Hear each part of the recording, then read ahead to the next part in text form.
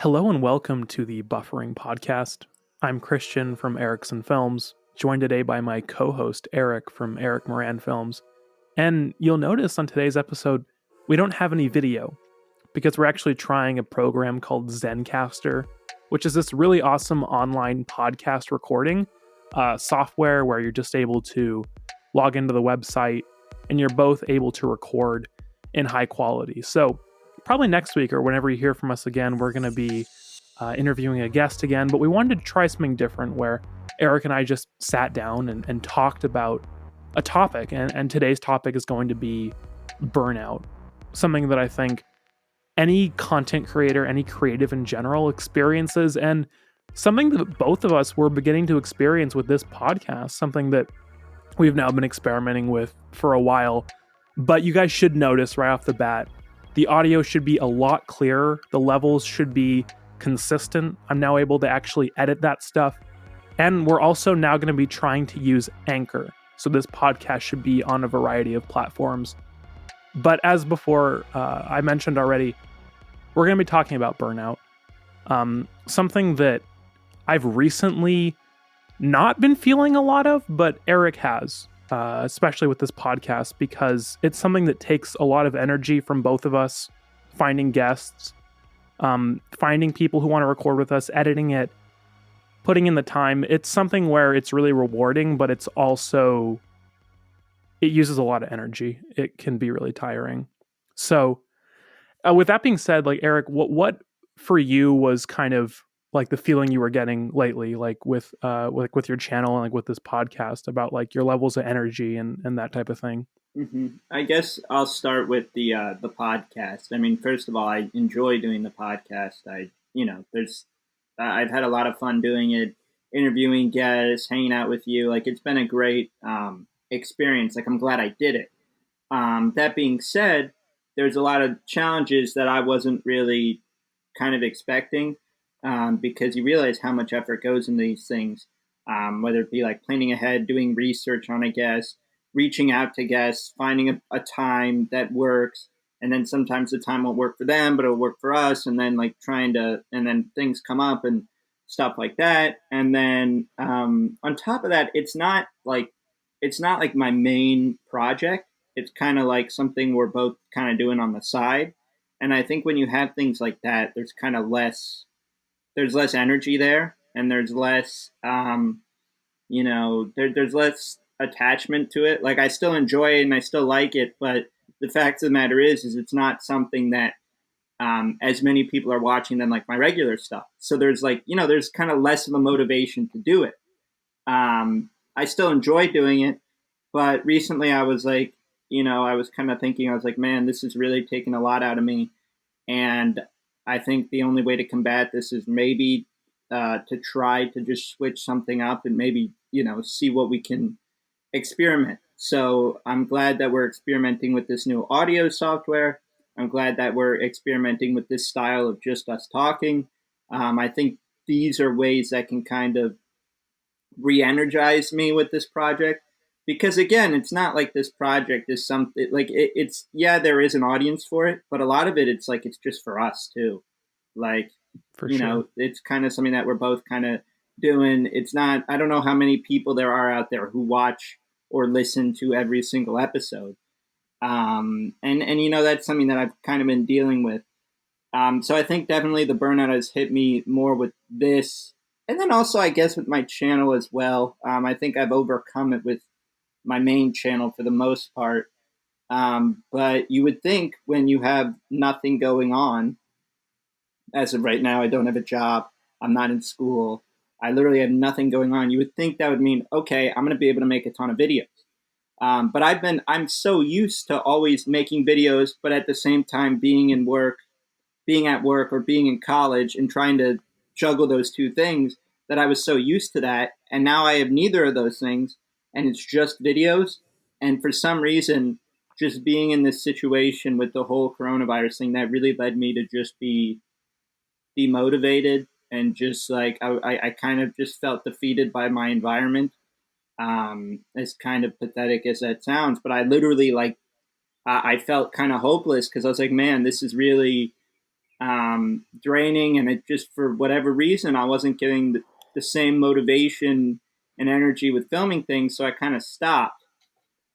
And now I'm at a point where I think I've overcome it, but it's still hard. Like, it's still hard to like drag myself to record podcasts or to make videos, because I think I'm just in a funk for whatever reason. And I'm sure you'd agree that, you know, with the whole coronavirus thing, I would think that there's something about it that just like, I don't know, that just makes me less motivated to do things, which I thought would be the opposite, but I guess not. Right. I think that for me, it has been like the biggest challenge with this podcast has been the technical side of it, which I've just found to be a nightmare. Mm-hmm. Um, for those of you who don't know, what we've been doing up until this episode is screen recording Discord video calls, which there really is no good way to do that from what I've seen. Mm-hmm. So we're trying something else with the intention of both improving quality and making it easier on us. But I guess for me, like, my passion is more audio recording. So like something like we're doing right now, I think I just tend to feel more comfortable where we're not really on video. We're just kind of chatting. We're probably going to reintroduce video at some point. However, like, I think that general feeling though of being like demotivated, I definitely can relate to, because if you look at my YouTube channel, we haven't made a video in a month, and we have a couple of videos in the pipeline. One of the reasons we're not making anything right now is because I'm actually working on a big project for my college, like an orientation video for them. They asked me to make it, so I'm really excited about that. But that's taking a lot of energy. But I think the hard thing, yeah, with this podcast, which I agree with you, Eric, is that we don't really have any truly consistent viewers that I'm aware of. And if you are listening to this and you're a consistent viewer, shout out to you and go ahead and leave us a comment or something.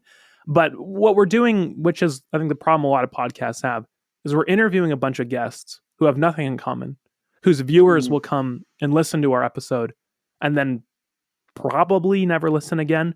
Mm-hmm. So the hope being with this thing that we're trying right now, that you guys can get to know us as people, as creators, and the show becomes, yes, about the guests, but also about the hosts, which I think any good podcast, the host can't just be, generic interviewer number one. It has to be people who you want to hear what they have to say.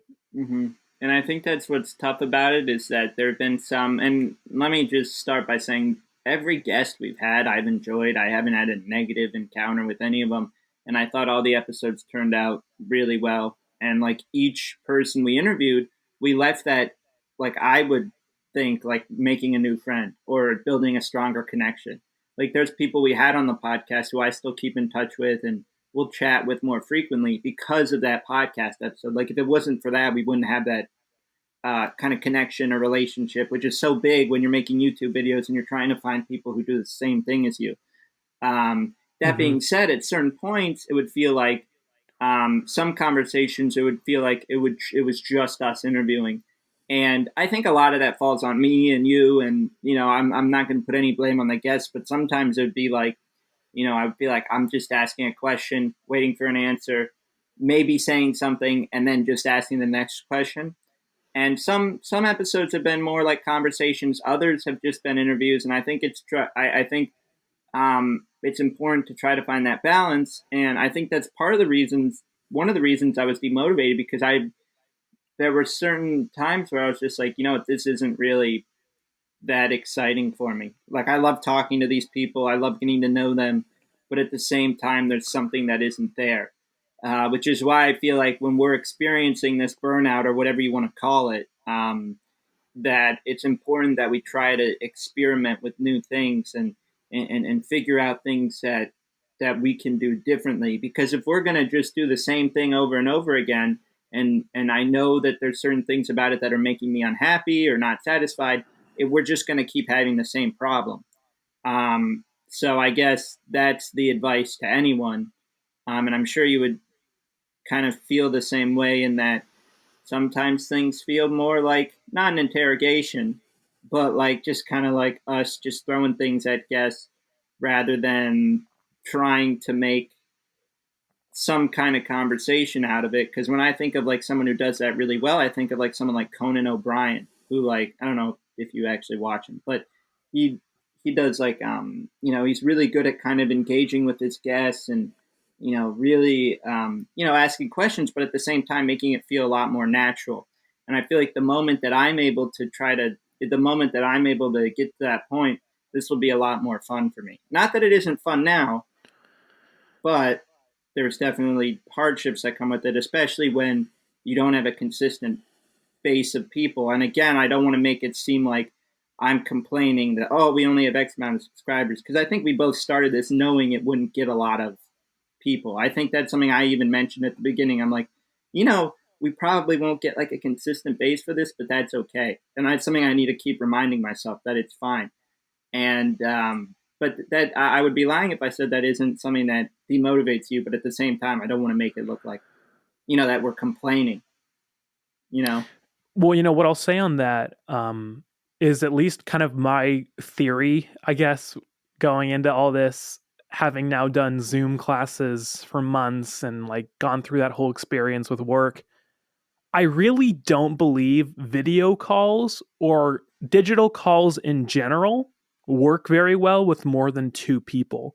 And one Mm-hmm. thing I'm interested in exploring is the idea that you and I just alternate interviewing guests. So it's like 1 week I record it, 1 week you record it with one guest, because I think there's Mm-hmm. something to be said about this idea that it's so awkward when you interrupt someone on one of these calls, because like you don't Yeah. know when they're going to come in. It's not like a real life conversation. There's no eye contact. There's no like body, like you can't read people's like um basically like their body language.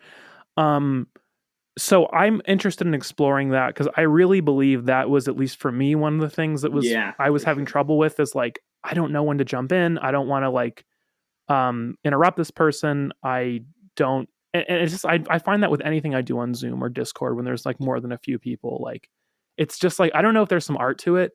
And if anyone knows like tips on that, I'm like more than eager to learn more about that. But at least for me, that's kind of a problem. Yeah, I 100% agree, because I mean, even when I was doing like stuff for classes, when I was in school and doing the Zoom classes, I wouldn't know when to chime in. And like my professor, one of them said, Eric, why aren't you participating? And I said, I don't know when the right time is, because it's so much different when you're in a classroom and you're able to raise your hand and you're able to have that eye contact. Even with video call and you're able to see the other person, it's so much harder to just like know when to jump in. And I noticed with some of the episodes that you and I were like kind of rotating on who would ask a question, maybe unintentionally, but I noticed that it would kind of be like you would ask one and then I would ask one. And, you know, I don't know. I noticed that that was kind of something that happened. Um, but at the same time, that's not perfect, right? Because, you can only have such a perfect method, because then I might have a follow up, or, the guest might want to say something. So that is an interesting idea you bring up, because obviously I enjoy doing this with you, but there are times where when you have more than two people, it's online, that makes it so much more like, if we had them in a studio or something, I feel like that'd be a lot easier for Right. like if Yeah. we had a set place where we both recorded the podcast and we would bring people in. Obviously we're not at that point yet, and we live on opposite sides of the country, so that Yeah. probably wouldn't work. But I'm just saying, I'm like, yeah, that's something that I was kind of feeling the same way. I'm like, what can we do to combat this? And I think maybe one thing is just not necessarily going to that method officially, but at least experimenting with it and just trying it.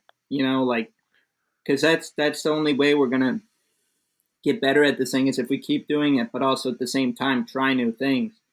Because if we're not, because we know that there's certain aspects of this that aren't making us the happiest, so we have to find ways to kind of navigate around it, and or attack it head on or whatever. So yeah, I definitely agree with that whole, and that was definitely one thing that bothered me, but honestly I never really thought about. But since you mentioned it, I'm like, yeah, that's definitely a part of maybe why I'm experiencing this lack of motivation. It's just the whole video call aspect to it. Um, because sometimes a guest is telling like a really cool story or something, and I don't know when I want to jump in, or you Yeah. know, and I think that's you'll experience that dilemma with any conversation, but when it's on a video call like this, it's kind of amplified in a way. Even when you have that video, I would argue the video makes it a little bit easier, but still, it's hard to you know it's hard to combat that. So yeah, One thing I'll definitely jump in challenging. with is that I think that what so since we're just kind of planning this out on the podcast, which I really like that idea that the listeners can sort of get a sense of what's going on internally. Hmm. Um, I like the idea that maybe it's I interview one person, that's an episode, then us together. Then you interview one person, then us together. That way Hmm. it's still us together constantly. So it's still our podcast. However, each interview is like a separate thing, like where it's like, hey, it's Eric today. I'm interviewing this. It's Christian today. I'm interviewing this person. Um, is it perfect? No. However, I think that I honestly do think like what you mentioned though, if we were in person, it would be very different. Hmm. And that's why we have to both be cool YouTubers and move to LA and then just do this in person, right? That's Yeah, going to solve yeah. all our problems. Yep. Yeah, the moment you move to LA, it's just everything's just handed to you and it's so much easier. So, I'm already famous enough to move to LA. I think we need to work on your kind of platform, Christian. You're kind of dropping the ball. Well, I But actually will, well, you will be not, moving not to really LA. doxing myself because it's a huge city, but I'm going to be living in LA next Yeah. year, assuming coronavirus stuff is better. Um, so in that sense, maybe we'll both be in LA at some point. I don't know. On a serious note, though, do you have like any desire to move to LA, Eric? Like with the kind of stuff Uh you're doing? I thought about it, but at this point, um, I'm just worried about like finishing college, and then at that point, maybe that's something that'll cross my mind. But like I've, not to get too far off topic, but like I know it's possible to do YouTube and do this stuff without being in LA. And for what I've seen, there's a lot of like kind of toxicity that comes with like social media influencers living in LA. So yeah, it's not something I necessarily write off, but it's also something I'm like, is this really necessary? Because I know plenty of successful YouTubers who don't live in LA. It's not like you need to live there in order to make videos. Like you see those TikTok kids get TikTok houses, and it's like in LA or Beverly Hills or whatever, and it's like you don't need that to succeed. So I I agree. I don't think you need it. However, I do think it helps a lot to be like in like driving distance to most of the people who are involved in this thing. Like I guess who are involved in it to the point where it's their career. I think a large majority of them live over there, if I understand. mm-hmm. So I think of it as like a networking thing. However, I'm also aware that LA is really expensive. So living there is not always feasible. However, I don't know. Like I think for me, I probably will end up living there. Oh, I mean, I'm going to for sure because I'm Yeah. going to UCLA next year. But like after college, like I'm also a city person though. Like I like cities, so I know that's something where people differ. Like I know some people like their ideal life is like living out in the country in like a little house, which is that's awesome. You know, everyone's different in that way. Mm-hmm. And I think maybe it goes something to it kind of relates to burnout in a way too, because when you're surrounded by people who are doing the same thing, maybe that would, I don't know, because I've never been in a situation where I'm surrounded by people who are all doing the same thing as me, but maybe that might energize you. I don't know. It's a possibility. I know when I talk to other creators online, it certainly energizes me. So maybe having those relationships in person, maybe it'll be maybe it's kind of a similar thing. It very well could be, but I think the main thing is just going there to network and build relationships. But at the same time, if I were to move there, I'd try to make relationships with people who don't do the social media thing as well, because I think that's important. Because everything I've heard from social media people living in LA is like people just using each other, and so I think it's important to try to uh, get friendships outside of it, assuming this ever became something big. Um, by Right. this, I mean like my channel. So I don't know, but I would imagine being around creators that, because I know like with VidCon, I know we plug it every podcast, but when you're like, I always, every time I go to VidCon, I always go in kind of feeling like demotivated with like YouTube videos, and then I come out feeling like super motivated. So maybe that's something too. It's just being around people, talking to people about it. Because I don't know if you've made this public, Christian, but there was at one point where you even said, like, you know what, I might quit doing YouTube. And then you talk to other creators about it. And then you're like, no, I'm not going to quit it. So I don't Right. know if you wanted that public or not. I don't think it's really that big a I deal. I really don't care, to be honest. The Okay. only things like I don't want like my address out there, but I think beyond that, there's a lot of other If you stuff guys want where his address, just send me a direct message on Twitter or something, and we can figure that out. um but yeah, I think that like I don't know. I think we've talked about this a lot, but I think that the worst thing to happen to a creator is to like let the idea of fame be the only thing pushing them forward and let the Mm-hmm. idea that the positive reception they get on every video is the only thing like maintaining their mental health. Because I believe that's a recipe for extreme disaster. Just like with the way YouTube works, with the way internet fame works in general. I feel like it's really easy to get internet famous to some degree, and it's 10 times easier for it to end immediately. Mm-hmm. And I'm not saying that there's not often good reasons for that. I think there are. I just think that it sort of scares me, though, how many people, like, with social media tend to look at it as sort of their lifeline of like, this is my existence, this is my value as a human being.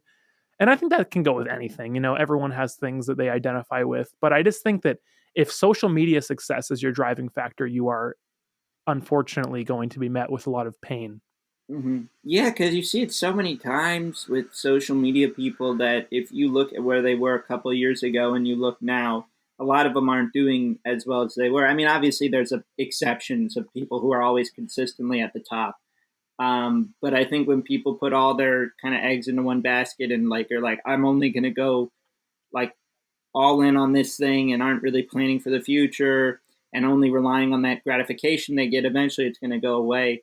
And I have noticed at certain points when I upload a video and it doesn't perform well, which happens quite frequently. Yeah, I me too. Yeah. uploaded a video, like one of these TikTok videos, and I was so like happy with the end result, and it didn't get as many views as I would have liked. And then I was like, man, why am I doing this? You know, I was like, dang, this really sucks. But then you remember why you do it and stuff like that. And then you're like, okay, well, I'm going to just try something else and, uh, just try it again. Because clearly I like doing this. Obviously, I want to get my stuff out to as many people as possible. But at the end of the day, I like doing this.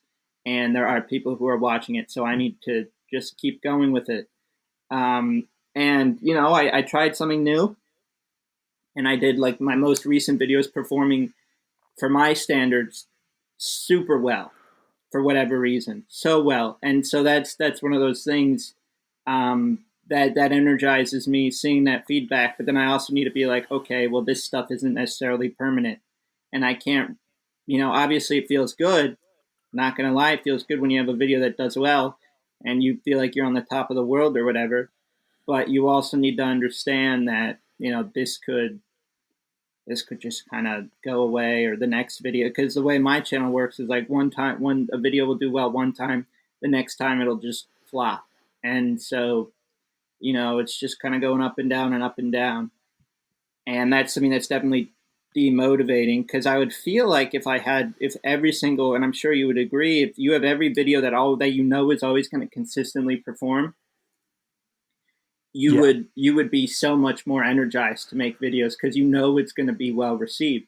But for me, with a lot of the stuff I do, I usually don't like. Sometimes I'll have an idea how it will perform, but it's like YouTube in general and social media in general is so unpredictable, which definitely hurts with my motivation. Because I know you have stuff that'll do like, I mean, what, you had a video recently that got like 100,000 views. Obviously, Right. you're not going to get that every single time you upload a video. So just, I would imagine that when you're on that, I mean, I had a video that did well like a couple years back, and now like you have that got 300,000 views, and now I have videos that will barely get 200. And you're just like, you're relying so much on that, and I think that definitely can contribute to burnout. In my opinion, is when you have videos that just aren't performing the way you would like them to, which sucks. But that honestly is a reality of it. Yeah. No, I think what I find sometimes is I'll watch someone's channel, like, and I'll scroll through their videos, and I'll kind of have this moment where I'm like, okay, this person wanted this video to perform really well and it Mm-hmm. didn't. And I can tell by the title and I can tell by the views. And sometimes I feel sad, but then I'm like, okay, right, we're all in the same boat. Like, I don't know if you'll ever notice that, like, when you're going through someone's channel, like, you'll Mm-hmm. be like, this is a pretty big channel. This video looked like it probably had a lot of work going into it and it like did really bad, like as far Yep. as views. Yep. All the time. You'll see that with bigger channels, and you know that they poured a lot into it. But I think the big thing is that you just gotta, like, if you love doing it enough, as cliche as it sounds, you'll find a way to just get around those things. Because ultimately, the people who succeed are the people who are doing it for the right reasons, because they're going to keep creating stuff no matter what, even if the views aren't there. And I think that's where I am right now. I think I have like a 3 week uploading streak. Not trying to brag, but I think 3 weeks in a row. That's Um, cool, dude. yeah, and it's not like the views have been perfect, but I'm like, I keep having to remind myself. I'm like, well, why am I doing this? And it's always to entertain. It's always to have fun. It's for myself. It's for the people who watch. It's because that's a big part of it. Because the moment you start trying to look ahead and you know do it because you want to be a famous influencer or whatever, um, you're just going to be constantly met with disappointment, because a lot of the people who are successful now, they definitely had to work their way up to get where they are. I mean, YouTubers, I mean, TikTokers are a different story, but YouTubers, they had to work hard to get where they are, most of them. So that's something I keep having to remind myself. Um, but yeah, I see it happen with a lot of YouTubers too when they don't get the views they want, and then they just take a break. And it sucks, but taking that break, although is good in some portions, like to take breaks, it could hurt you in the long run. And that's something that a lot of people struggle with, because they're like, should I take a break from making videos? But then when I come back, people might forget about me. Or should I be making videos and that I'm not really energized to be making? But I just have to keep doing the whole quantity over quality thing, because the way YouTube works is that if you don't upload for, I mean, there was a period where you didn't upload for a while. Like, don't you have that Yeah. worry where you're like, people are just going to forget about you? And that's something that contributes to it, I think, because I've definitely experienced that, where there was a period where I didn't upload for 3 months. And I'm like, God, are people going to even remember who I am? So. Well, I'll say one thing, like, one of the reasons I'm really happy that I make tech YouTube videos is I think that within the technology niche, there's this kind of constant feeling that you can reinvent yourself every single video, because technology is just this huge, huge industry and it like covers so many different things that your channel can like constantly be bringing and losing people and your numbers can still go up. Um, However, like, on like the topics of why I haven't made like a lot of videos in general is like I work with Tristan is like the producer on our channel. Like, he basically owns like all the video gear that we have. And we're just kind of like trying to deck out like a really professional just video production setup with the goal of doing freelance work. And then YouTube being as like, this is our public like thing people can see, like a portfolio. And for me, the channel is definitely really important. And I think that as I get closer to so the biggest thing is like we don't have like a permanent space to film in, which is kind of a problem since we have so much gear. So we're trying to work on that. And once we get that set up, we're going to make a lot more videos. But for now, I'm kind of like accepted that this is something I'm working towards being able to do a lot. And right now it's kind of like a now and then thing. And when I make a video, I always just try to like put everything into it. And then it tends to do pretty well, at least with the recent videos, because they've all been like at least a month between them. Like none of them were like a rushed effort. But that's also just because tech, I think, it allows you to do that. Like, I think with what you're doing, it's a little different because you're documenting your life, like you're vlogging. Like people, to a certain degree, if they watch all your videos, they're able to keep up with your life. And if you disappear for a super long time, then there may be a sense that people will lose that story and lose what's going on. But I also think like some of the recent stuff you've done shows that you can just sort of make something that will bring in a lot of new people. Like you're covering some different news, you're talking about things that affect a lot of people. So I think it's kind of like a back and forth with any niche. But I'm just glad that in tech, I think you can constantly be reinventing yourself in a sense. Well, from what I've noticed with tech, it's like each video you're making, you have the idea that your video is most likely going to attract a new audience. With me, I don't really have that. Some of them, sure, like when I make certain videos that are talking about like more newsy stuff or more current event stuff, those will probably reach an outside audience. But when you're talking about tech or tech that's in, or stuff like that, that a lot of your views are going to come from search, and you'll get like a lot of new people through there. And for me, sometimes I know that when I upload something, it's probably only going to go to like my base, like my hardcore supporters will watch every single video, no matter what it is. And that can be frustrating at times. Not saying that I don't appreciate the support that I do get, but when you know that it's not really gonna go past that next level to being in search results, because I think my video about what is it? The video about why I deleted TikTok.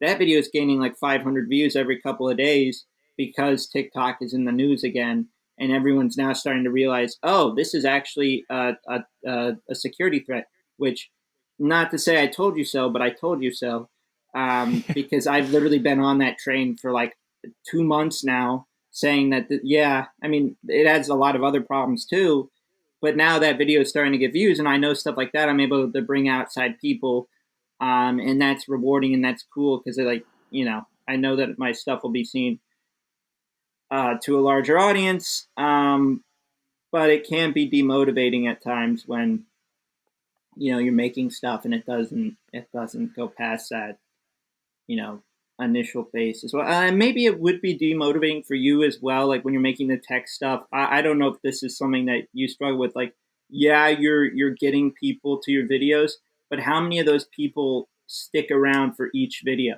How many of them are there every single time? Very few is the Hmm. answer to that. Yeah. And it makes sense because like for me, I watch a lot of tech YouTube and I tend to watch a lot of one-off videos and never watch the channel again. Not because I Yeah. don't think it's a good channel, but simply because I don't have the time or desire to like really seek out their content again, unless it's someone who really blew me away. But even then, it's like, and I think a lot of people watch YouTube in this way. It's a phase. I'll watch all their videos in like 2 weeks and then I'll never watch them again until like 6 months pass and one of their videos pops up and recommended. And I think that what makes me sad is a lot of people who create content take it real personal when people don't stick around for Hmm. their stuff. But I think it's really not that way. Like YouTube is so saturated. The idea that anyone watches any channel consistently, I think is amazing because I don't even have a single channel on YouTube that I do that with. I think the closest thing is your channel because like you're a friend. So I'll watch all your Yeah. videos because I think it's also just like support and like, we're aware of what the other person is making. But as far as just channels where I don't know the person, there's not a single channel where I watch every video Hmm. as just like a channel that I like. And I know for some people their habits are different. They're subscribed to like 20 channels. I'm subscribed to hundreds, if not thousands, and I need to start unsubscribing because I don't keep up with hardly any of them. Yeah, I had to do that like probably like 6 months ago. I just went through and I'm like, okay, how many people am I still actually watching? And I don't think there's any YouTuber other than like close friends, obviously. Like friends, I will try for the most part, like you and people like that, to watch their stuff. But there are even times where I can't even keep up with all the content that I'm friends making. Not really you necessarily, because it's you've already explained your schedule is like a lot of it's like once a month, so that's super easy for me to catch up with.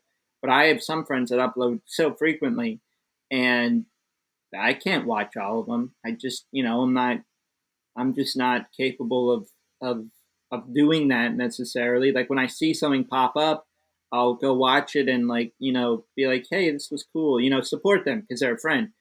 But when it comes to like videos, like some channels that I'm subscribed to, I was subscribed to so many channels, and then I was like, I should probably unsubscribe because the people I want to see, because it got to a point where I wasn't even checking the sub box because I knew it wasn't going to show me anything because the people I want to see were covered up by people that I didn't really care for anymore. And I feel like I'm also doing a favor by unsubscribing from those people because then I'm also, giving them a more authentic number Yeah. as well. I mean, as crappy as it might sound, it's like, I'm not watching your stuff. And, it doesn't always look good when you have X amount of subscribers and you don't have views to back it up. And, some people might be put off by that. I don't know if it necessarily bothers me, but some people are. So I'm just trying to help you out. And also, like, I don't watch your stuff. So why will I stay there? And I think, as you said, some people will take it personal, but especially when it comes to tech, from what I've seen, like when I do watch tech stuff, it's not other than you. I don't really watch much tech. Maybe I'll watch like a video telling me how to install some app from like a third party thing, but that's it. And and because I think when people are watching tech, they're not necessarily watching for the person; they're watching for the technology. Just like sometimes when I'm covering something or talking about something, sometimes I'll be watching for the thing that I'm talking about and not for me. And I think that's something when when you have a channel like that, it's very hard to try to let your personality show because obviously you want the center of your stuff to be about the thing that you're talking about. But at the same time, you have to try to think, well, how am I going to bring more people back?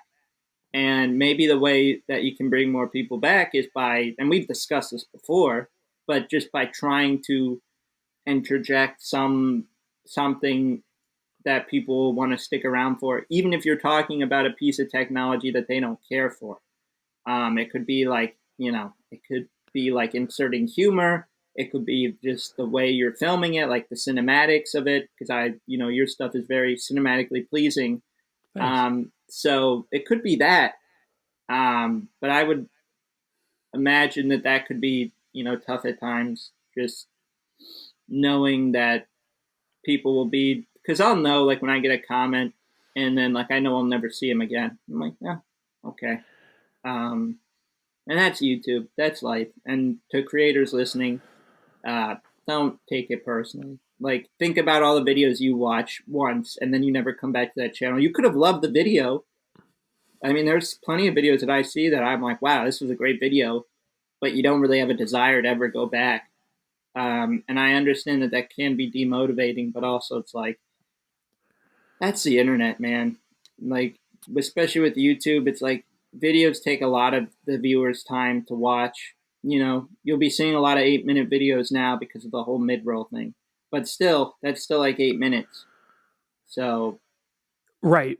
And I'll just like pivot here a little bit. go ahead. This is sort of like popping into my head right now, but I think one thing that I've learned from this and am currently learning um, is that I think that the single best thing someone can do who's creating content who wants to improve is to really work on improving their own confidence and their own ability to speak. And I think that is like when I think about YouTube, I tend to like I'm a real techie guy, so I tend to think a lot about like gear and microphones, and a lot of what I put my money into, like my whole life, has been buying gear for YouTube. Just because, well, I mean, one is just because I like it, and I've recently come to accept that that's why I do it, instead of trying to say that it's because it's going to make me more successful, because often that's not the case. It's really just because I like it. However, what I'm learning more now, though, is that if you really want to improve as a creator, the best thing you can do is learn how to speak well, learn how to be confident, learn how to sound self-assured in what you're saying. And I still struggle with that a lot. Like even like really subtle things, like when people talk, I'm like watching a course right now from some like British voice actor, and the course is about speaking. And from my understanding, when people are speaking and they're perceived as confident, This goes for all people. It's because often they're really resonant with their tone because they're speaking from their chest, not from their throat. And that's like a kind of psychological thing, where you don't sound like you don't know what you're talking about. Even if you sometimes don't, if you really do sound confident and you believe what you're saying and like you're communicating that through the way you speak and like not talking so fast, not mumbling, those are things I still struggle with. And I think a lot of that also just comes down to confidence. And I think that it seems like I noticed that a lot of the really successful YouTubers, like I don't know how they are in their real life, but at least to the camera, they appear really confident. And I also think you do a really good job of that. Like I think you're a very like confident communicator, and Thanks. that comes through in your content. Mhm. Um, yeah, I certainly. I mean, first off, thank you. I certainly think there is like some level of practice that comes with it because I'm not the most confident person in real life situations, which I'm very vocal about, and people know that. I'm certainly working on it, and I think I'm getting better. But for whatever it is with the camera, that's something that you kind of like train yourself for because you understand that's all people are seeing. So you got to try to like at least appear as you know that you're like a good communicator. And I've been receiving a lot of comments saying that I'm like complimenting that, which is awesome. And I'm glad that stuff's being noticed. And I think a lot of people they'll think like creators, because I have people. It doesn't happen as much anymore, but when I used to have people who'd be like, "Oh, I want to start videos. What equipment do I need and stuff like that?" And I'm like, "Okay, equipment's important, but at the same time, you need to be thinking about other things too, like your delivery, what you're going to be talking about, stuff like that. Just the whole confidence aspect of it too, because you can have all the equipment in the world, but if you're just not good at talking or relaying or making an argument or whatever you're trying to do with your channel, nobody's going to watch you. Because I know people who have like the coolest setups ever, and their stuff doesn't necessarily perform, you know, well necessarily. And this isn't a dig on them. It's just like that's just because you have a certain setup or whatever doesn't mean people are going to want to watch you.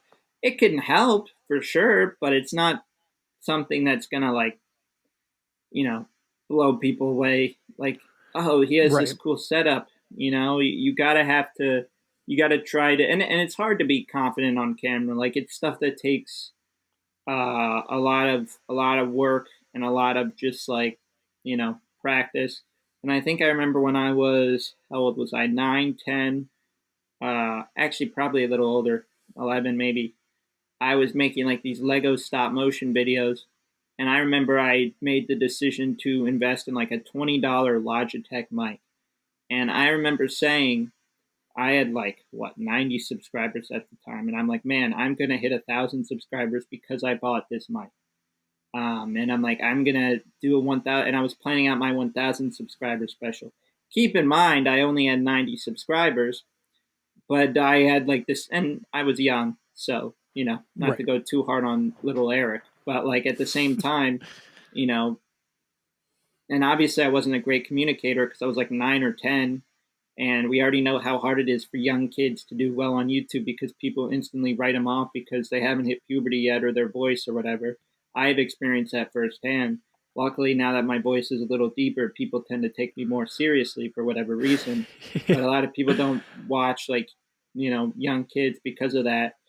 And so yeah, that was something that I was definitely struggling with. And then you get better at communicating, and you kind of grow up, and you know things just come a lot uh, easier.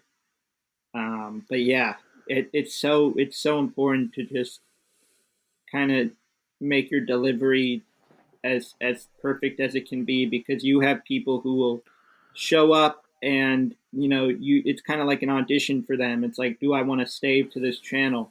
Do I want to see more of what this person has to offer? And so you need to make sure that their first impression, especially those first 30 seconds, a minute, or whatever, that your delivery is great, that you're like you get to the point, you say what the video is going to be about, you do all this stuff, you perfect your delivery, you're not stuttering, you're not saying every 5 seconds, which is something I still struggle with, but I just edit that out. That's the power of video editing. I just did it there. But yeah, that's stuff like that I think is so big. And once you get that, I feel like it's easier to make videos once you're at that point, because now I can literally just like have an idea and I just turn on the camera and I don't even need to think about getting ready or whatever. I'm just there. Same with the podcast. I just can turn it on and I'm just, there's like a Right. switch or whatever, which isn't easy for a lot of No, people. no, I mean, I So think that sort of the that way was I a would lot I just describe said. it. No, it all makes sense though. Like the way I would describe it to people is that I think it's to say that gear is not going to improve your channel is not true. I believe it Mm-hmm. will. So like if someone's thinking like I want to improve my channel, I'm going to get new gear. I agree. I think the thing that people forget though, and like I'm just barely learning this, is let's say that a new microphone will improve your channel's quality by 10%. However, putting that same energy into becoming a more confident, better communicator is going to improve your channel by like 300%. Like Mm-hmm. they both make an improvement. It's just one's like a really small improvement and one's like a huge improvement. And the other thing I'll say is I think it's also just like learning how to use your equipment. Because what I notice on YouTube, and I've fallen victim to this too, is there are a ton of people on YouTube who actually have really nice gear, but they don't know how to use it. And then they're like, it doesn't even matter. They have nice gear. Like there are people on YouTube who have like $2,000-$3,000 microphones, but the audio interface they're plugging it into is like $50, and it just makes no sense. Because they clearly don't know how to use it, and they bought it because it was expensive, and they assumed it would be good. And that's just not a good idea. It's like learn how to use what you have. And I think to a certain degree, it's like there's definitely like a thing where if your microphone sounds like crap and it's like a webcam mic, I really don't think that's going to help you. Mm-hmm. I think that will hurt you. But like a cheap USB mic will mean that you're in a position where it's good enough to the point where you can like now start focusing on like yourself and your communication skills. Like that mic that you got, people should I would recommend looking into that mic, except that it's out of stock. The Audio Technica ATR Oh, is it? 2005. Yeah, it's a fantastic mic and it's Yeah. very affordable. And like the difference between that and a much more expensive mic really isn't big enough that most people on YouTube will notice it. And one thing I'll add about this too is if you're really into gear like I am, I don't want to say don't get gear. I would just encourage people to like try to I guess try to maybe be more honest with themselves about why they're getting it. Like for me now when I buy gear, because I still buy a lot of it, I'm just like, this is my hobby. This is what I like. I like microphones. I like cameras. I buy them because I think they're cool. And like, I just tell myself that that's why, because it really is true. Like I've liked microphones since I was like 10 years old. I just think they're awesome. And I don't buy them saying, because I think it's because I used to like try to justify the purchases to my parents. Like I'd be like, well, I'm going to become way bigger on YouTube when I get this mic and this interface and all that. And it's like, maybe, but that's not a guarantee. It's like buying a $10,000 guitar and saying you're going to become a professional musician because of it. Mm-hmm. And kind of going off of the like you knowing how to use your equipment thing. I fall victim to it sometimes too when I have the like I have a Canon T6i, which is a good camera. But there are some times where I just don't light it properly, and it is so apparent. It is so apparent when I'm filming a video in my basement compared to when I'm filming in my room and I'm using my natural lighting, which took a while for me to kind of understand that concept. Right. Is that like just because you have a nice thing doesn't mean that the quality is necessarily going to be great. Like you have, even with this microphone, there are things that I had to adjust before it could just be like, you know, perfect or whatever. It's there's so you have to know how to use these things, and a lot of people say, "Oh, I don't want to start this channel because I don't have the X equipment or whatever," and it's like, dude, it's you don't need this extravagant stuff that I have. You don't need Final Cut Pro to edit. I mean, you don't need stuff like that. I do it because I don't know. I wanted to, and but it took me a few years before I got to that point. So like, you don't need the whatever equipment. Don't let that as something that makes you want to quit, or something that makes you want to just not even try it. Because that's something I hear a lot is people saying that And then I also hear a lot of people saying that they don't do it because they're scared about, you know, their how they will like appear on camera, and that they're camera shy or whatever, which I Right. get. No, and I'll just add this for any of the tech people listening to this is my SM7B. I have set the gain a little too high, so you're going to hear a little bit of peaking. That was my fault. I didn't change it because I didn't want the audio levels to be inconsistent. But just letting people know that who are listening is a little bit of peaking on my end, but that should be resolved by the next episode. What I'll add to what you were saying though, Eric, is that I think that um, one of the things that I think people don't always realize is that, okay, this is not, sorry, I'm going to try to figure out how to say this correctly. I believe that if someone is like, you know how everyone says like shoot YouTube on your phone? Like I know it's like a lot of people give that advice and I don't disagree with that. If you have a phone, then use it. However, one thing I disagree with is people plugging like new phones as like this is going to be your new YouTube camera. Get the new iPhone. It's going to be a great YouTube camera. I personally stand by the belief that like a cheap DSLR from like 2010 that's like $150 on eBay will look way better than the iPhone 11 Pro in video. That's just my opinion. Um, the difference is it's not going to be as sharp, it's not going to be 4K, but what it's going to look is natural. I still don't think phone footage looks natural. I think it looks very artificial. And some people like that. So I'm not going to say that's a bad thing. However, I really do recommend, though, that if someone's looking to get into YouTube and they're looking to buy a new phone because I think it's going to make their videos look better, spend like 1/5 of that money and get a cheapo DSLR, a Canon one particularly. And like you were talking about your T6i, that camera, you can get amazing quality out of that camera Mm-hmm. because all the Canon cameras have, in my opinion, incredible color science and they look natural. And if you know what you're doing with them, you can use a Canon T2i that came out in 2010 and it looks really nice compared to like a new camera that costs thousands of dollars. It's just like, but I do think it looks a lot better than a phone. So that's one thing I disagree with a lot of people. Like people talk about shooting with your phone. If you already have it, I agree. Yeah, But don't buy a new phone because you think it's going to be a good YouTube camera. I just don't think that's true. yeah, yeah. If you have a phone and you're not in a financial position, or you're not willing to make an investment into a camera, by all means do it. And there are ways to improve your phone quality, whether it be using natural lighting and stuff like that. But at the same time, there are other options out there, and there's a lot of great videos out there. Before I ever buy new equipment, I will always look up YouTube videos, which probably helps those tech channels out a lot. Is like I'll just watch, a review of like the vlog camera I have right now. The only reason I bought it is because I watched a few reviews on it, and I was like, okay, I'm sold. Same with this thing. I had to listen to how it sounded before I bought it, um, Right. uh, through like tutorials. And those channels that I saw, kind of going back to what we were talking about earlier, I never went back to their channel again, ever. And it's nothing personal. I appreciate them helping me out, but I'm just never gonna, I'm never gonna see them again. But I think that's something important too, is like knowing what you're getting and knowing what it's capable of. And there's so many videos out there that will teach you how to, light things a certain way and do stuff like that. And, sometimes I know all that stuff, but I'm just not able to, like, considering my circumstances. Like, sometimes I'll need to record a video and it's dark outside and I don't have natural lighting and I'm just kind of screwed.